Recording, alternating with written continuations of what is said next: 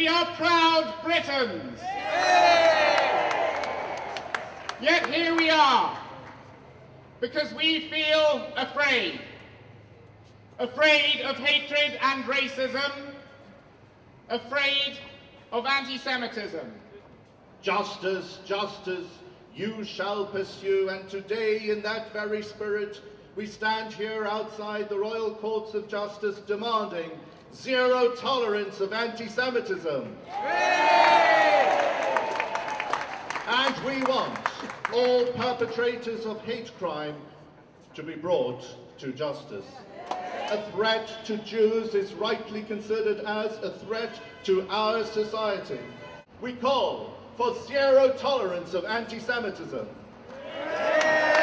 Is it the rise of anti-Semitism, not just in Britain, not just in Europe, but across the world, has absolutely nothing to do with you. It is not your fault. You have done nothing wrong. All of us here, and those who are not here today, we must stand together, refuse to be disunited, refuse to be divided. We must find allies across cultural, religious and faith divides. We must find those Muslim voices that speak openly against Islamist extremism. British Muslim imams have got together and issued a fatwa against jihadist extremists. I do not deserve applause nor thanks for saying that none of you deserve to be beheaded.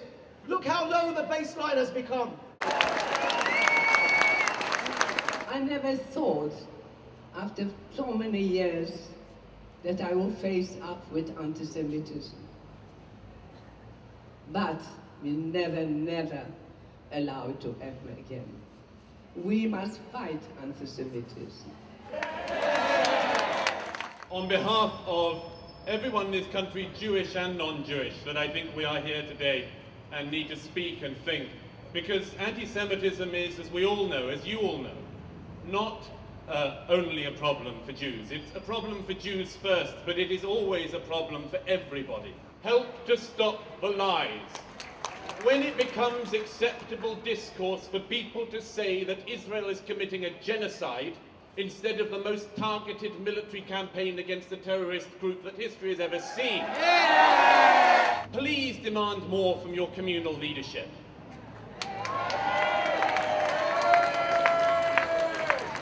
I'm not a great fan of any communal leadership. I don't have one.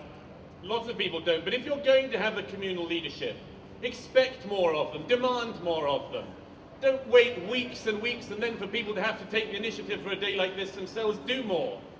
Expect more. Demand more of the people who say they speak in your name. Well, friends, this is really an amazing turnout, and I'm so proud to be standing here with so many of you. And so many of you are my friends. I recognize lots of faces. Some of our shuls have been attacked. They've been attacked with swastikas, with broken windows. Some of our people have been attacked. And we have to stand up and say that is not good enough. We need to have zero tolerance for these incidents. It's not to do with Muslims or Christians or Jews or even Israel. It's to do with fanatical extremists who want to prevent us enjoying life in this country. And they threaten our very presence here. And we're here to say we want to join with all peace-loving citizens of this country to stand up for the life that we want to have in England. We know that Nazi hashtags and thuggery outside any synagogue, Reform, Orthodox or Haredi, our most visible members of our communities, spells danger for Jews first, but it will be the black person or the Muslim family or the Hindu family next. This is about Britain. It's far broader than anti-Semitism. It's not just about Jews.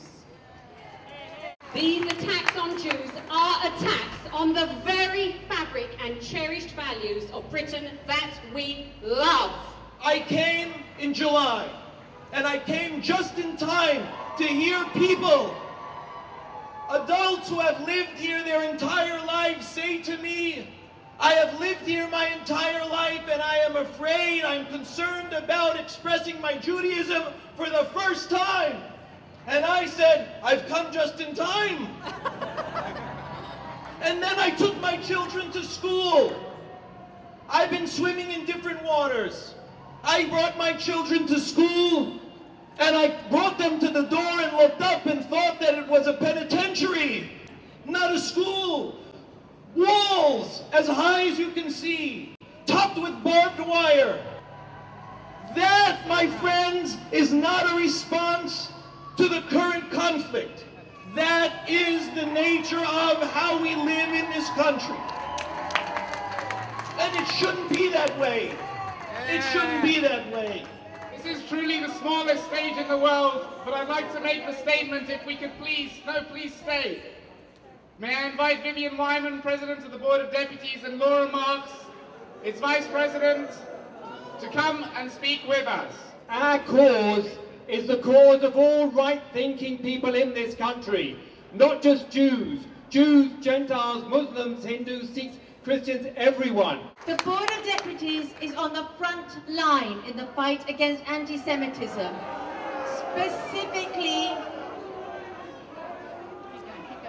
Specifically in the new tactic, which is the attempt to draw parallels between Jews and Israel and Nazis. The board is continually lobbying government. Articles like the one from Theresa May don't come out of the blue. We're fighting cultural and retail boycotts, and everyone can join in our counterattack boycotts, where we can exercise our right to see Israeli performers, to buy kosher food, and to buy goods from Israel. We're a coming together of ordinary people who felt that enough was enough. Darren Ball, give us a wave, each of you. Darren Ball, Joseph Cohen, Rupert Nathan, Jordan J, right behind me. Get out of the way. Look at this suit, it's gorgeous.